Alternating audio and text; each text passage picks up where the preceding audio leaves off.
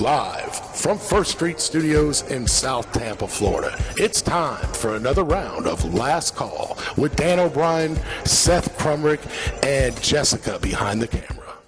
Welcome back to Show 4, or Episode 4, of Last Call 76 with Seth Crumrick and myself, Dan O'Brien.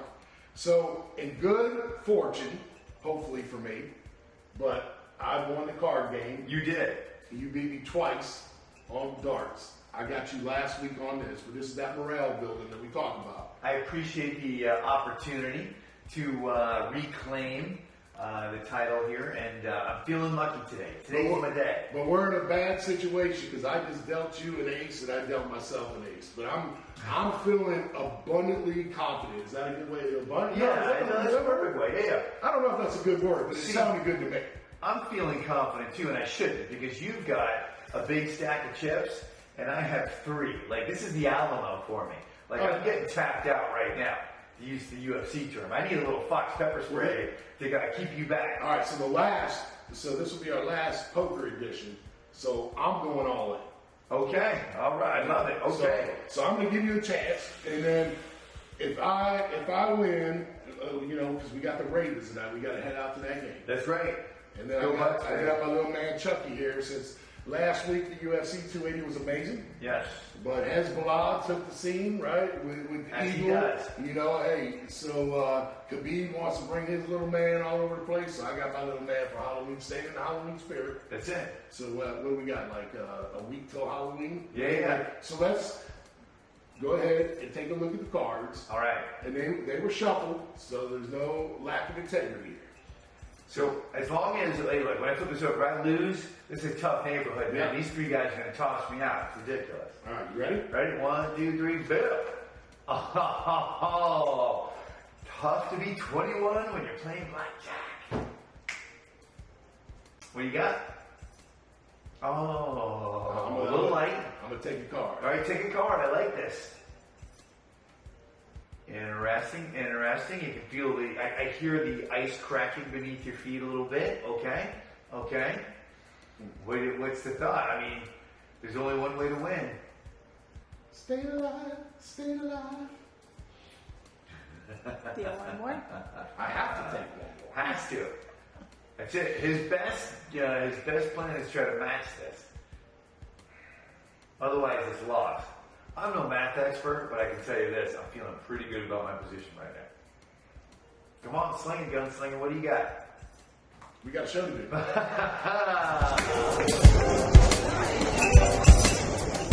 So, Dan, look, on the cards, I win 21. You had 22. If it makes you feel any better, 22 is the number of my favorite Dallas Cowboys football player, Emmitt Smith. Greatest running back in all time, according to me, and I'll debate that with anybody. I understand Barry Sanders is great, but is he the NFL rushing leader? No. How many Super Bowls? Right, exactly. It's all about number 22. So let's talk Cowboys. Let's talk NFL. But if I may, I have a caveat. My favorite player growing up in Chicago as a kid, before Dallas, Walter Payton. Love Walter Payton. He's great. He's amazing. I'm just saying there's one leader. There can only be one man at the top. Just like Tom Brady, you got Emmitt Smith. Okay, well, we don't have time to debate that right now. But go ahead. All right, so let's talk Cowboys. Dak's back. We see him in action. Give me your thoughts. I will say it looked shaky at first. A little rusty.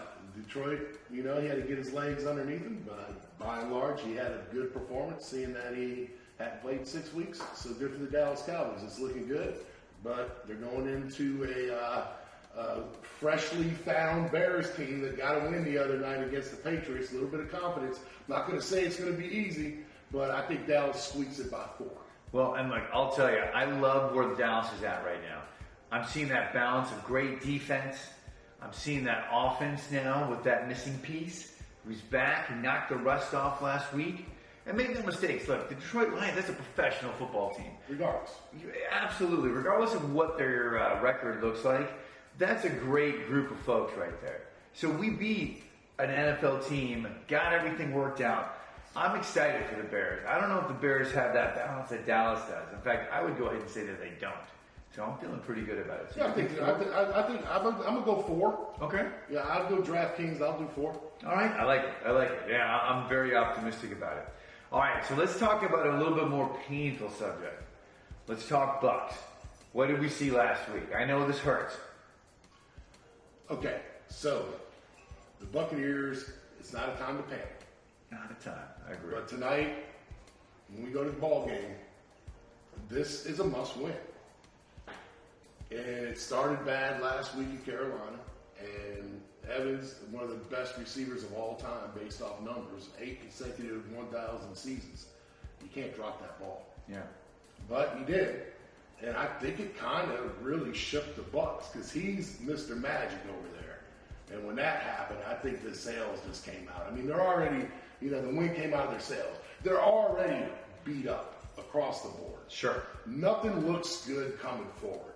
So tonight you got to play tonight on a short week when you got like 6, 7 more players that are injured.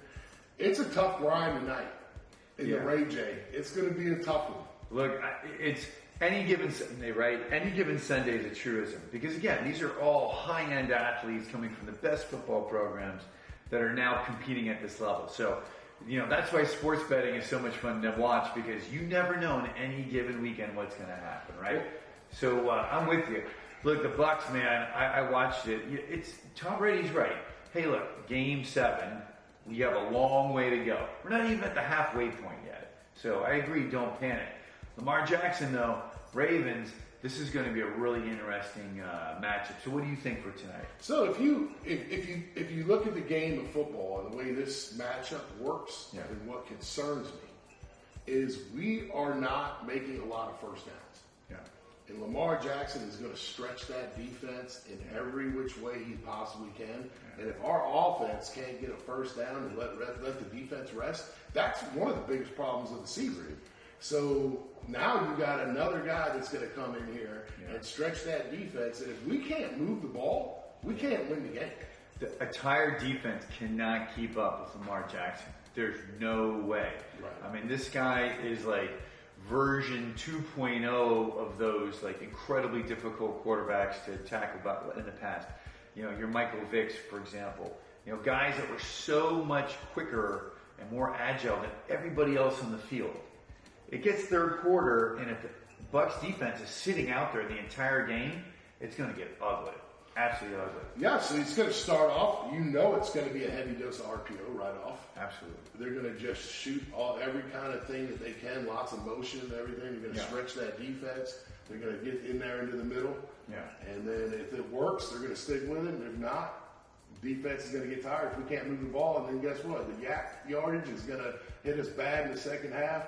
When defense is tired, tight ends running through them, running back's going to run through them. It's going to be the same situation as last week. I think same scenario. The thing to watch for this game, from my perspective, it's the Bucs' offensive line.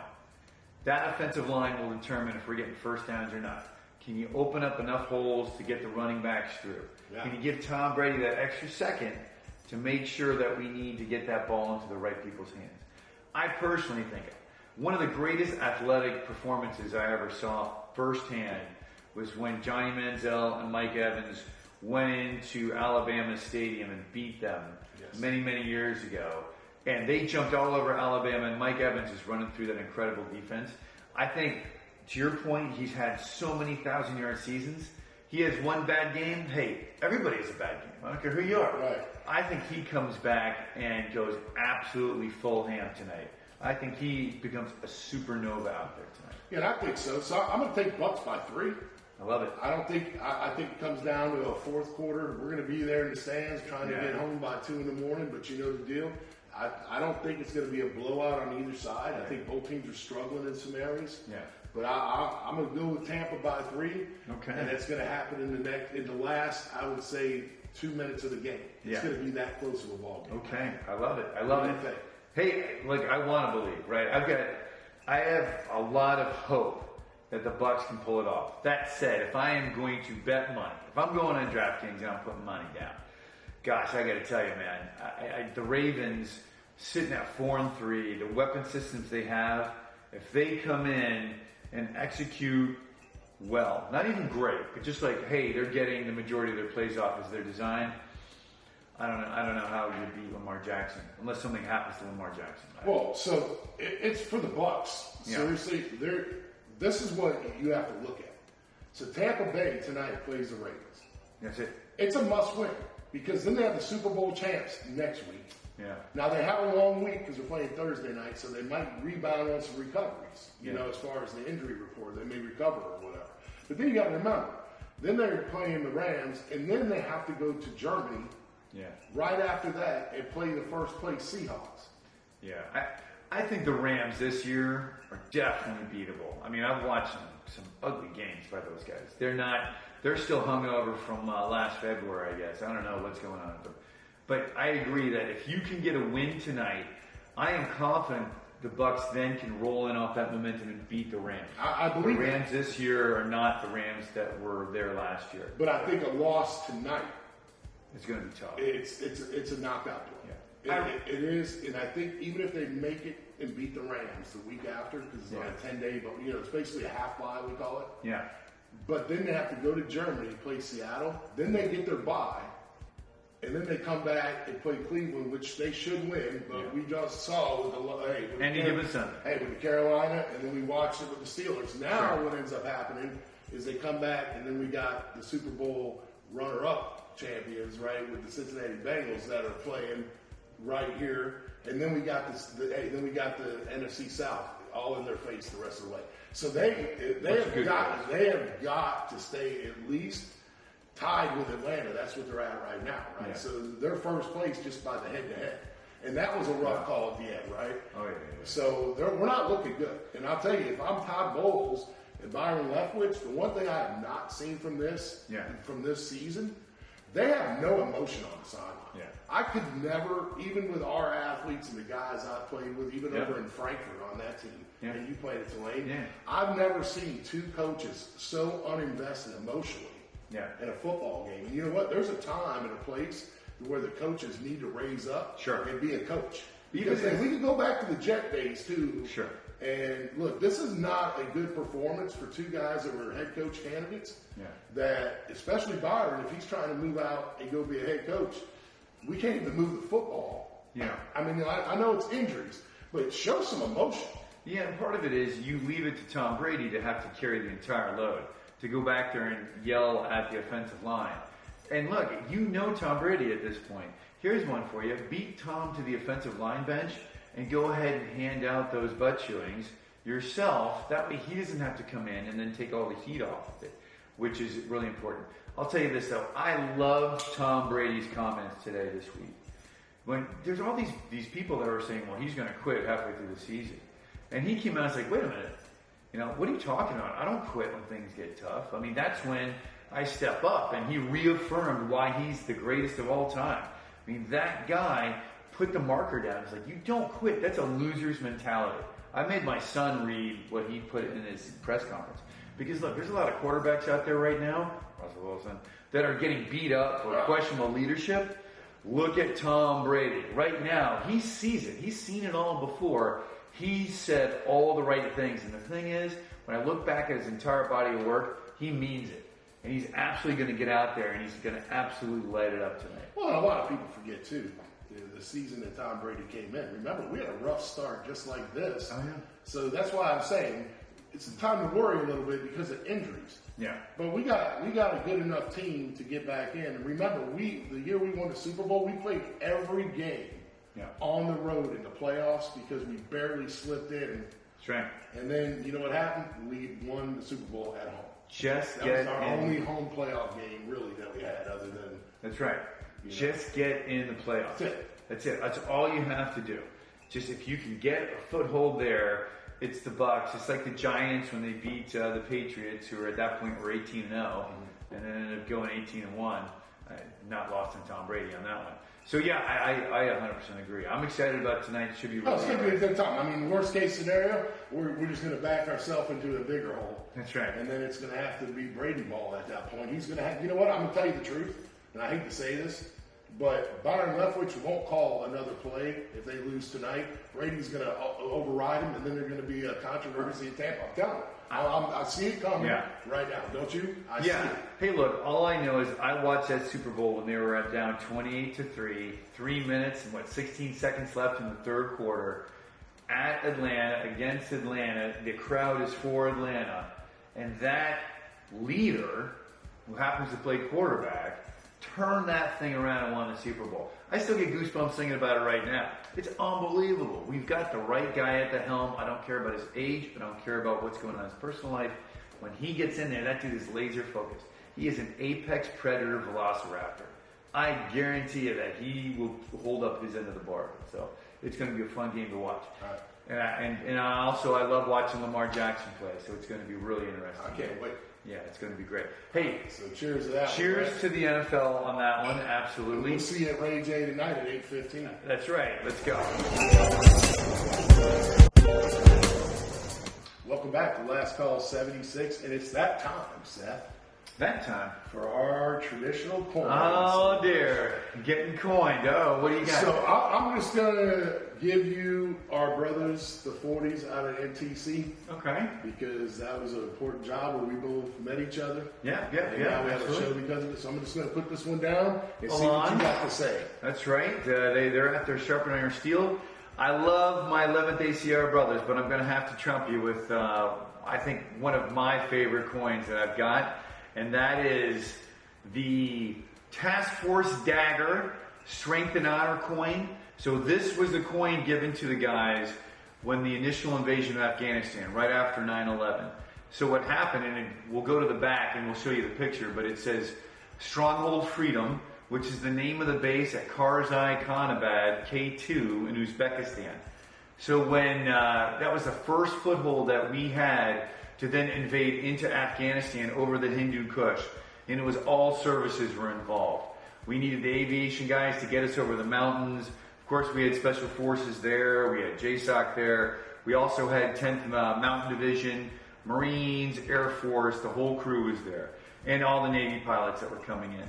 So this coin is also a numbered coin for those that were there and part of a log that Task Force Dagger has. So you can kind of prove that you were there.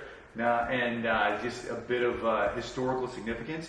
But this is where we first based out of and first invaded Afghanistan. So not to trump my Alon's brothers because I love them to death, but this is all about that thing that changed all of our lives in that very first step of a very long 20-plus year marathon that came afterwards. So to everybody that participated in Task Force Dagger and to all of our guys out of the 11th ACR, we say cheers to you. Cheers.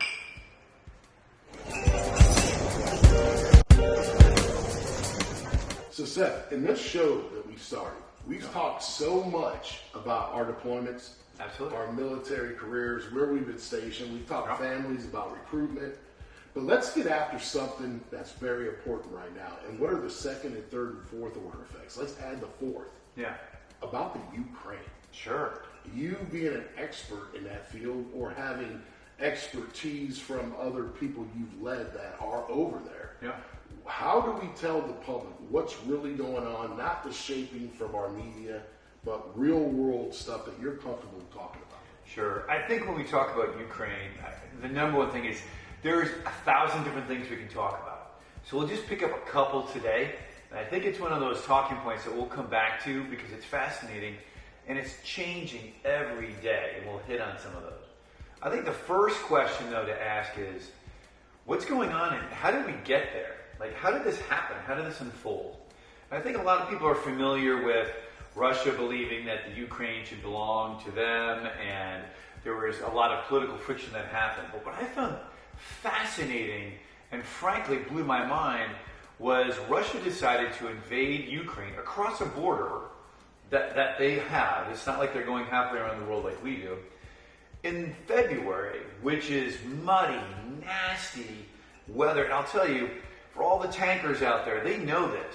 When you drive track vehicles out through big, deep mud, it is the worst possible condition because they've got this thing where you throw track, which means your track comes off the road wheels on your armored vehicles. You have to physically get out and pry bar these things back. which is hard on a nice piece of ground. It's really hard when you're sitting up to your thighs in mud.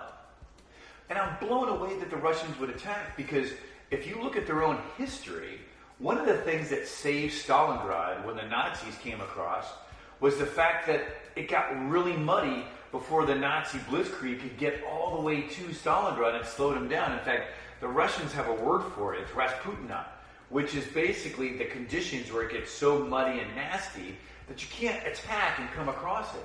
So when you're looking at the fact that they attacked in February in these same conditions, you're left scratching your head going either A, they don't read their own history, which I can't believe that that's the case, or B, the generals were so afraid of Putin that they didn't want to tell him the truth of, hey, now is not the time to be driving these vehicles across. Hey, boss, you need to wait like 4 or 5 months. But nobody told Putin that, and he ordered him to go across.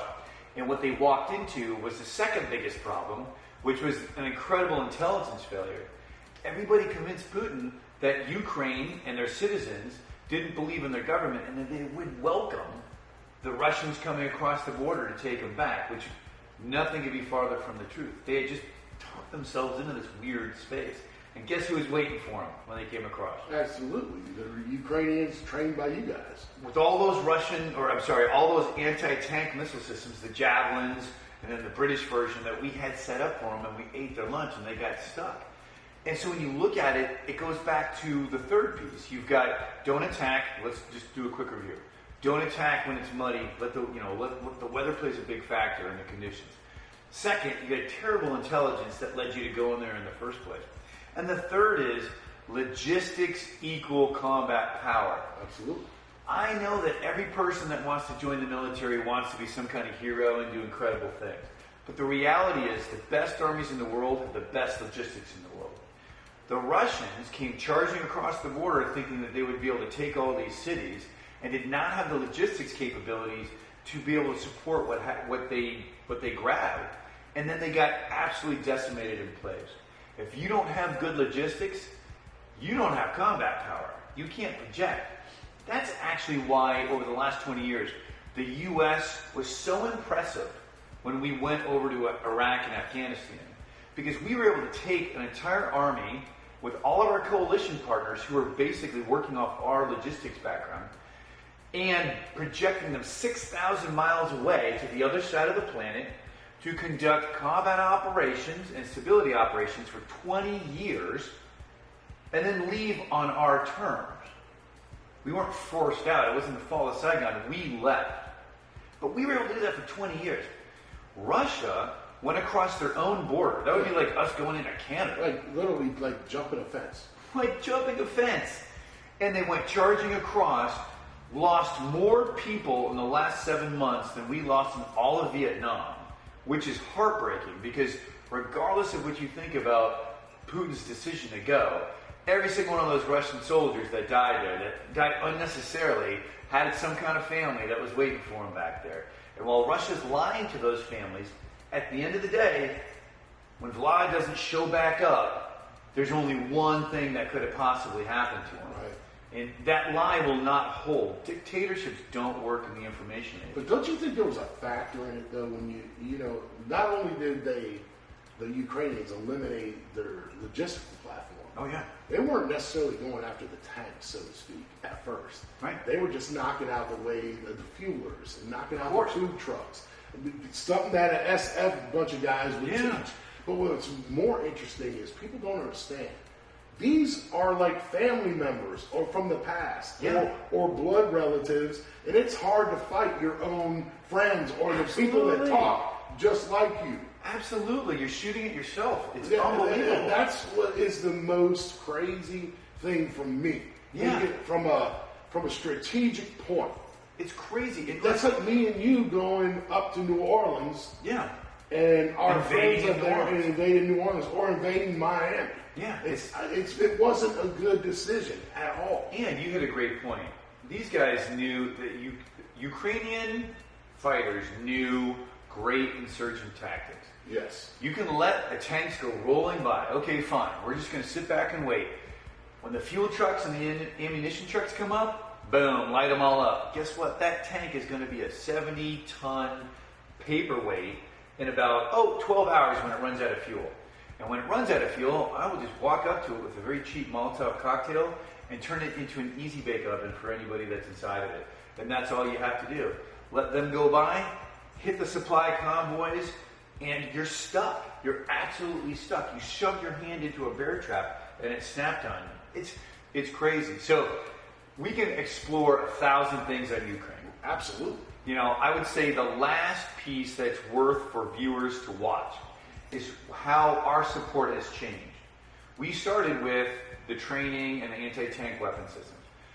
Things have increased since then. We brought in the HIMARS artillery pieces, and what's really amazing about those pieces, they've got incredible range, say 50 miles, according to the newspaper, and they move so fast that once we fire those rockets, or Ukraine fires those rockets, let me be clear on that, they can immediately drive away. So when the Russian radar sees those rockets take off and they want to shoot counter battery fire back, hey, they're already gone. Right. And you're not shooting those front lines, you're shooting the weapons and the ammunition depots back there.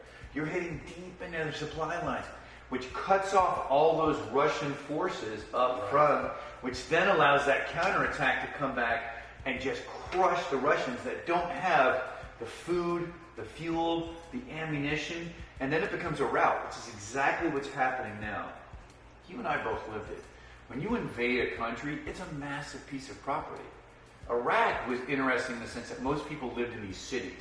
So when you go between the cities, it was relatively empty. Some farms when you get to central and south, Iraq, but most of it was empty. Ukraine is massive. You can't occupy it and run it unless Ukrainians want you there. Goes back to that second point. Your intelligence was totally wrong. They didn't want you there. Once you figure that out, there's no point in ever invading because you will never win. And the scary thing about it is, you know how hard mountain operations are. Oh my gosh. And that's the urban. Yeah, absolutely. I don't want to use acronym. That's like fighting in a city. Yeah, they can sewers, roofs, multiple windows. And it's like look, we know the Russian army. I'm not saying they're the worst army. They're not good. But they're a parade army. They're a parade army. And they show great optically to their country. That's right. But then with the Long John Silver employee shirts on, right? I was with them in Kosovo. Long John Silver. But in Kosovo, I'll tell you a story. A great platoon sergeant, Chizluski. Yeah. Mike Chizluski still lives in Germany. Shout out. And he was with them up in Komanice in Kosovo. And every day their stuff was junk. Yeah. So the morale of that force, look, propaganda is propaganda, but I would have never in a million years convinced a country, especially after watching the Georgia debacle and some other things, I would have never went and fought a bunch of Ukrainians trained by the United States Army and think that they were just going to do what Slobodan Milosevic did to us, going into Kosovo and all their guys were throwing weapons at us. Au contraire, mon frere. Yeah. Right? Those dudes were like, okay, we're going to dig in and we're going to give you the new Bastion right here in Ukraine. And they got it. And they got their, I'm not going to say a bad word because we don't cuss on this show, but they got the brakes beat off of them. How about that? Yeah, and you hit a great point. For anyone who's not been in the military, confidence in your equipment is key. It goes back to logistics. If you are confident in your equipment, if I jump out of the back of an airplane, I'm doing it because I'm 100% confident that parachute's going to open up. 100%. Well, there's a flip side to that. If you're a Russian and your equipment's breaking, your weapons don't work, you're not getting food because things are breaking down back there, your confidence is shot. So what the enemy starts coming in and firing weapons at you, artillery's coming in, you're not going to stick around if you're not confident in your ability to win, and you're going to run. You cannot occupy a country with that mindset, and that's exactly where the Russians are today. Really fascinated to see where this goes. Very worried to see where this goes. Well, there's a payback here, Seth. There's a payback, but I don't know what the out is for Putin. I don't know how he gets out of this. Even if you ratchet it up and you start using hypersonics, you start using nukes, where is it going? You use a tactical nuke. Hey, that fallout's got to blow somewhere. It's likely blowing towards you in China. And by the way, we feed the entire region off the breadbasket of the Ukraine. Exactly. So is your ego, your hubris, that out of control that you're willing to do that?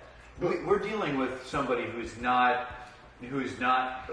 thinking clearly and needs to be removed. There's no two ways about it. But if I may, you know as well as I do, you going to the War College, me going to Sergeant Major Academy, we study these topics thoroughly.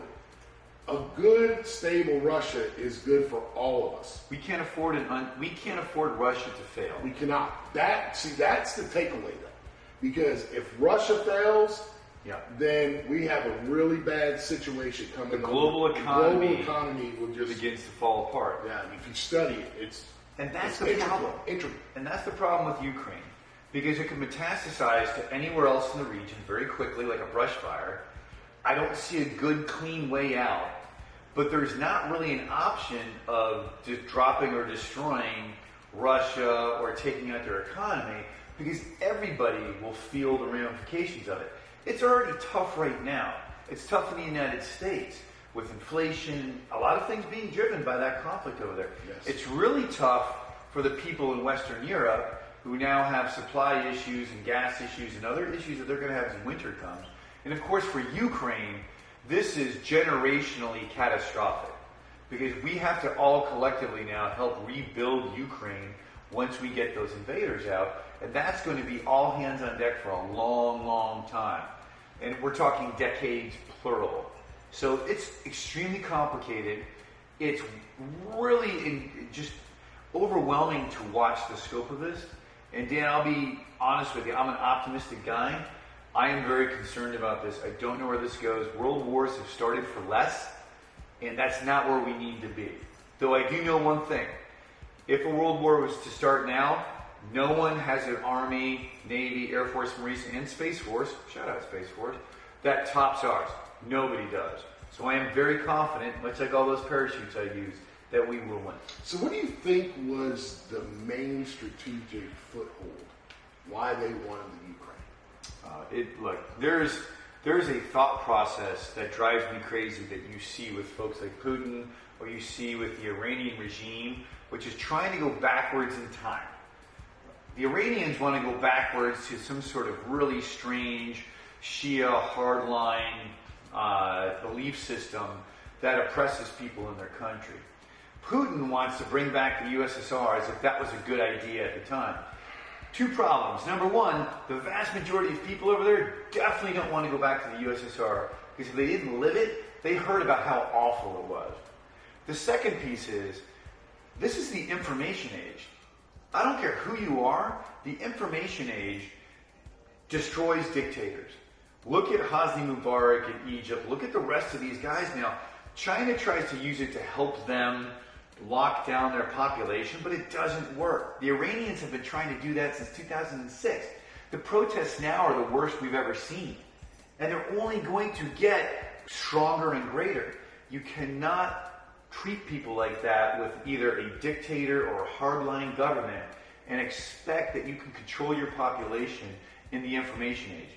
The takeaway is this: we have to change. We being humans have to change to adapt to the information age. Hey, we feel it in the United States as well. We see this polarization between both sides of the political parties. Both parties have to change to evolve into this new age that we're living in. It feels painful for us. It's got nothing compared to what's going on in those countries. And it's going to be more pain until things level out into the future. That's why I'm so optimistic about the younger generations coming up, because they understand it. They understand the power of the information age. These guys that are making these decisions that are killing tens of thousands of people are old men that do not understand the world they're living in right now, and they gotta go. The numbers, excuse me, the numbers though, what did you say, 60,000? Minimum.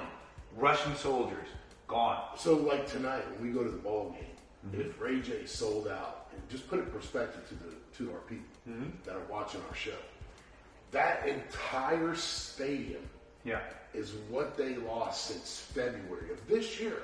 And then think about that. And then double down on it. Then none of them go back to their homes and their families.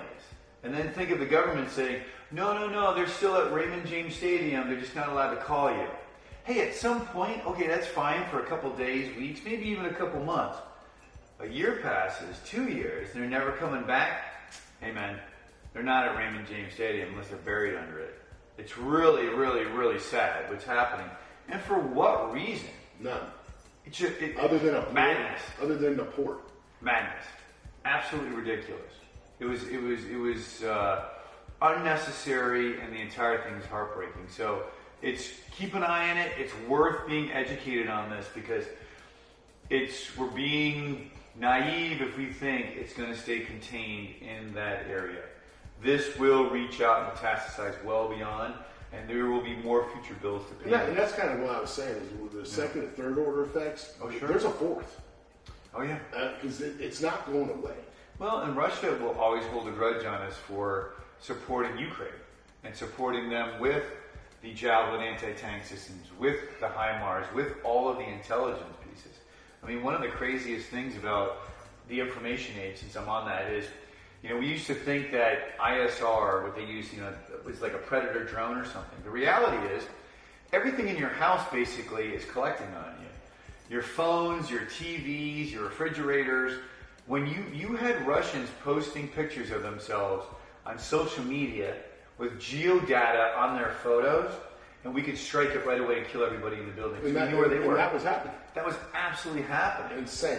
It's crazy what's happening, and it's because they have not evolved to understand the world we're living in. We're moving in a very lethal space. We're in a surgical space.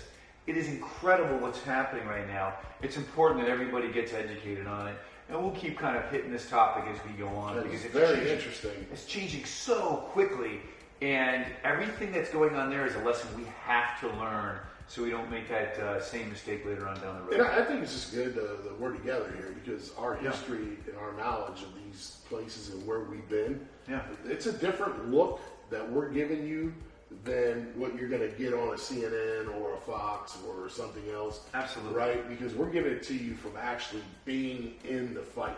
Somebody who's broken track before in the mud, I can tell you, it's the last thing you want to do, because it's slow, it's painful, it stinks, and I didn't have to deal with people shooting at me. 100%. Those Russians, man, those Russian soldier conscripts that were forced in there, they actually have some of my sympathy, even though, hey, look, you shouldn't have gone across that border.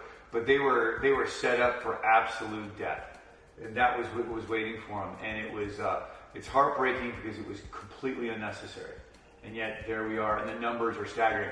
60,000. The number will be so much bigger than that. It will have a generational impact that will haunt Russia for the next 2 or 3 generations. It's horrible. Unbelievable. Yeah. So, we'll keep an eye on it, and look, as we get good, interesting things that we think you guys need to know about, we'll absolutely let you know. So that's a good one there, though. Absolutely. Thanks, Jessica. Thanks. All right, Dan, let's talk college football. Near and dear to my heart. So this is a big weekend coming up here. What are your top games this weekend? It is, this is moving week. Yes. Moving week for a lot of teams. So we got my big game of the week is Kentucky and the Bulls. Nice. And I only tell you because Kentucky's playing way above expectations. Absolutely. And Tennessee too, which is great for college football. Amazing for college football. And then the 2 big moneymaker games that are going to absolutely change what the college playoff system looks like this year. We got Georgia accepting the Gators into the Georgia Dome. Man, let me tell you something. I will be the first to admit that I'm not the biggest Bulldogs fan, but until you beat the king, they're the king. They're sitting on top of the mountain. You got to respect it. Do I believe Florida can do it? No. But there's always a shot when you get the world's greatest cocktail party going there, biggest cocktail party, whatever you want to call it. It's going to be fun. But man, Georgia right now is just, they look unstoppable. I don't know. What do you think? It's a well-coached team. All the way around. From special teams to just offense, defense, they just don't make a lot of mistakes. So you have to legitimately beat that football team. Absolutely. Well, this way, I wish my Bucks would play as disciplined as the Georgia Bulldogs. Well, look, speaking of Buckeyes, they're going into Penn State. Penn State's looking really strong this year, too. This is going to be great because the Penn State fans are going to turn out. It's going to be crazy in their version of Death Valley. Oh yeah, it's going to be definitely a wave of red for sure. But you know what, though? You think about it. So Penn State had a lapse there in Michigan, but now they get a chance to go on the road and see what they can do. And I'll tell you what, if Penn State pulls that off, it's going to shuffle. It's going to shuffle a lot of stuff. It's going to actually push Alabama probably right back where it is every year, right back into chance. Still have faith. I still have faith that Bama can crawl back into the championship. Who they got this week again? I don't know if Bama's got anybody this weekend, but I'll tell you, I want to hit back on the Ohio State game real quick because Ohio State is going in when they play. If they can beat Penn State at home, then they are a legitimate championship caliber team.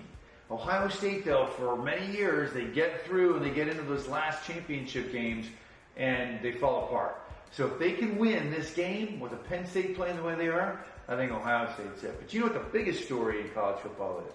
Oh, let me guess. The Green Wave. Oh, the Green Wave. The Green Wave. 23. We're just crawling towards that top. Crawling towards the top. You know, I just like to point out that they've got Kansas State at 22. Tulane went into Manhattan and beat Kansas State there. But let's just say bygones be bygones. So I actually drove up to New Orleans for homecoming this last week. Watched firsthand the Green Wave dismantle Memphis Tigers. Dismantle them. 35-0 at the half, which was fantastic. So it was an awesome game. But I got to tell you, at my age, I did make a couple mistakes, Dan. I got to put myself on report. I went out both nights, Friday night and Saturday night, till 4 o'clock in the morning. I got to tell you, I've come up with a new math problem. If you go out, you've got to take your age. So I'm going to I'll just say, look, I'm 50 now, so you have to take if you go out till 4 in the morning, 2 nights in a row, your hangover is a day per decade. So I've got this mathematically computed that I have a 5-day hangover I'm working my way through right now. But it was worth it because the Wave rolled. They look fantastic. They get a bye week this week. We do have a bit of a murderer's row coming up, in my opinion. Well, so I don't know. You got to buy this week. Got to buy this week. Then you grab Tulsa. Tulsa should be Tulsa. Last year's game was a heartbreaker against Tulsa. I think it was like 4th overtime. We lost. Right. So I'm looking for a little revenge. I think they're a much better team. Oh yeah, Tulane definitely. Oh, yeah. Then you're going to roll into SMU. We got SMU. We got UCF, and then look, the Widowmakers at the end. Cincy. Cincinnati's number 20. So you see this thing, these two bullets coming at each other in the air. If we can win those 3 games and Cincinnati wins out, that's going to be a monster game, man. I can't wait. And you know what? You're probably looking at a minimum Outback Bowl, potentially a Cotton Bowl. Potentially Cotton Bowl. We grew up there, baby. Big Tex. That's right. Go Big Tex, baby. It's all about that Dallas life. But the Cotton Bowl used to be the jam. It used to be the jam. I'm going to say if Tulane goes, it's guaranteed a jam. Oh, no, yeah. I'm sure a lot of people are like, dude, seriously, you're going off about the number 23 team? Look, anyone in any given year can go for Georgia, can go for Clemson, can roll tide with Bama. I got it. But Tulane's got a history of not playing good football, and I was part of that history, and I did not play good football. We won 2 games last year.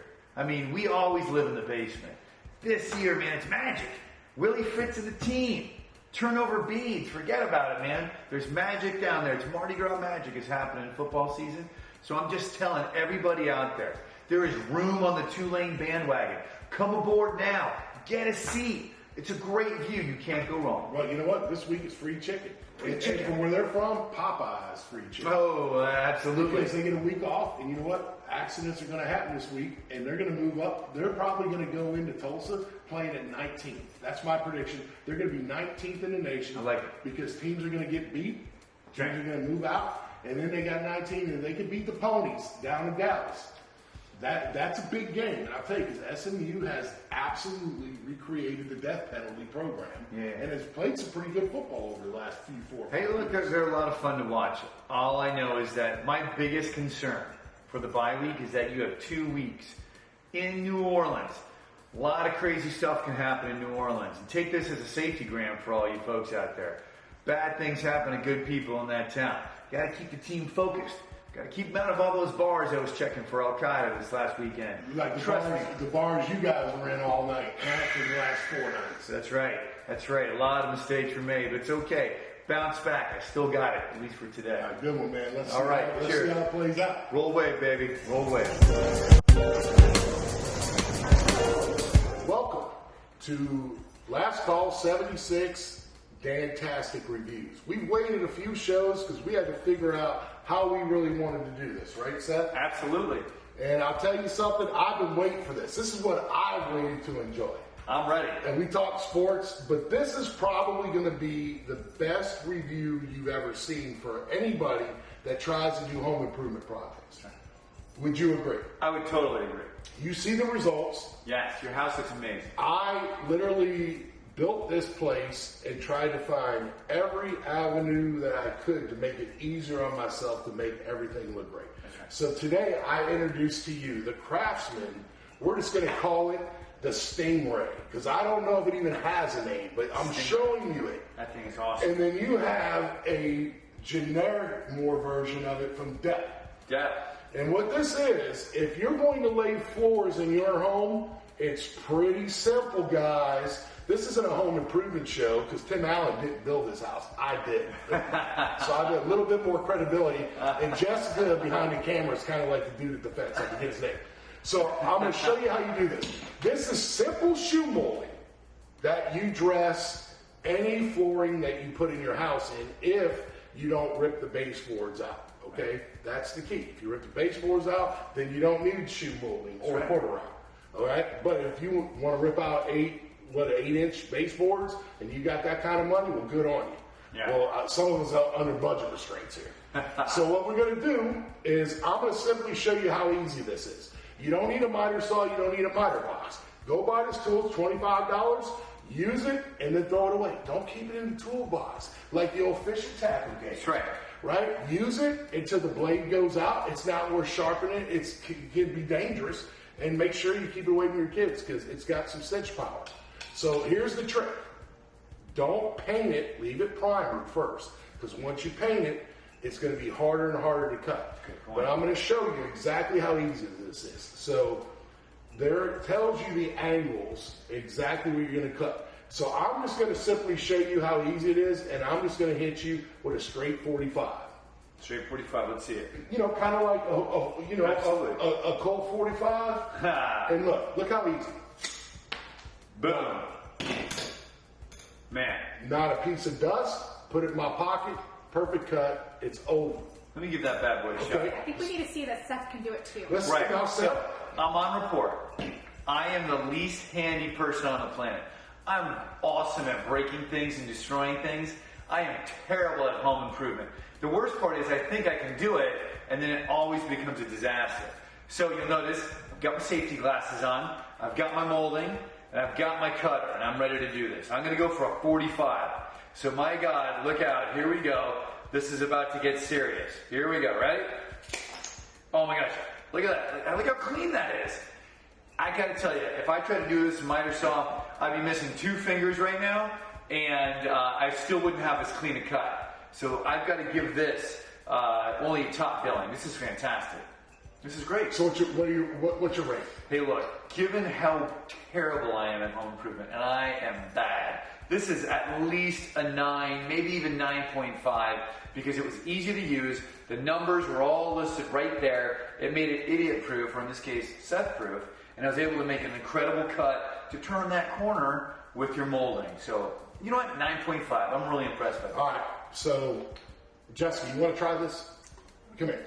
It's even for a little girl. Little girl. It's a combat veteran. A little mama. Okay. Just put it in there and hit it. Take the Give me a one. 90. Just straight across. Okay. Now go. Look at that. Yeah, Got it. All right, good. But look, no mess. Look how clean that In is. there? Yeah. Clean. Now we got a 45 and a 90. That's amazing. Okay. All right, so you lay your floor and you rebuild your house. But anyway, so here's the deal, though. So I reviewed some of the nicest race cars in the world, some of the nicest products in the world, some of the best restaurants in the world. But this little $25 thing has been nothing but my prom queen, my angel, my fiance, because I put, 4,500 square foot of this crap in my house, equal, to dress it out. This is the #1 product. I'm going 8.6 because if you get the 9s with me, you got to be fine, and it ain't looking that great. You know? but regardless, that's my review. I'm going. What did I say? You said 8.5. I'm gonna go 8.6 because you said 9.5. So that's my review. Nice. That's a review. But this is gonna help you. This is gonna save you probably $150, $200 because you don't have to buy a miter saw, right? You don't have to buy a box. Very risk adverse. Yes. If you just keep your fingers out of the way, it's kind of like, it's kind of like, using scissors. You're not using a big power saw. It's got a nice safety on it too. It does. It's not bad. So that's our first review. Go get you one of these or get you one of these at Lowe's, any tile store. Probably the best invention since, I don't know. Slice molding. Or sliced bread, or popcorn, whatever. But anyway, good seeing you guys. It's only going to get better from here. Take care of you. God bless. God bless.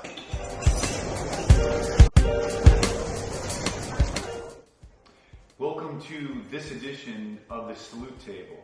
Today we want to salute all the military recruiters that are out working diligently every single day to get the next generation of military members to come join, become part of that nation's fabric that protects us, keeps us safe, and makes sure that we stay strong into the future. We also want to thank all the community leaders that assist because it's a one team, one fight. We need everyone's support when it comes to the recruiting mission because it's very difficult, especially nowadays when there's so much competition for everyone's attention. Now, I personally know a lot of leadership in the recruiting command as well as the sessions command. Yeah. They do an awesome job, and they're out there trying to find our very best replacements, Seth. You and me, Absolutely. and other people that have retired. They do an amazing job. We really appreciate you, but you guys need to help us as well. If you have a child or somebody else that you know, like a nephew or a niece, and they're struggling and don't really know what they want to do, this is the platform you need to be in. And we are absolutely pleased to represent our recruiting command for the work they do. It's not easy. It's not even easy to recruit SF guys anymore. No. It's very tough. So thank you guys very much. Thanks for tuning in, and we'll see you on episode 5. Cheers. Cheers to you. Absolutely.